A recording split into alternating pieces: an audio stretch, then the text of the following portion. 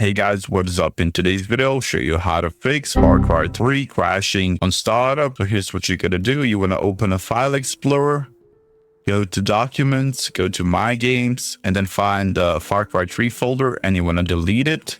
And you wanna exit out of this. Now open either Steam or Ubisoft Connect, wherever you have the game installed. So you wanna open it, find the game on your library, and you wanna right click on it and then go to manage and then click browse local files and find here the Far Cry 3. You want to right click on it, go to properties, go to compatibility, and then click run this program as an admin and disable full screen optimization. Make sure that you tick both. After you're done with that, you want to right click on the game again and then go properties, go installed files, and then you want to verify the integrity of the game files. After you're done with all of that and the game still doesn't work, in the Ubisoft Connect, you want to right click on the game, go manage, and then verify game file. After you're done with all of that and the game still doesn't work, what you can do is move the install folder to local disk C where your Windows is installed. If you have it on like local disk D or whatever else where your Windows is not installed, you want to move the game to that folder. And after you're done with that, you want to restart your PC and the game should work properly. Also, what you want to do is update the NVIDIA or AMD drivers to the latest and greatest. And you want to disable, while you're in here, you want to disable the G-Sync and you want to disable the NVIDIA overlay. And after you're done with all of that, you want to restart your PC and your game should work properly. That's it for this next video. That's how you fix Far Cry 3 crashing on loading screen. Hopefully this video helped you guys. Like, subscribe, comment down below. See you guys in the next one. Bye bye.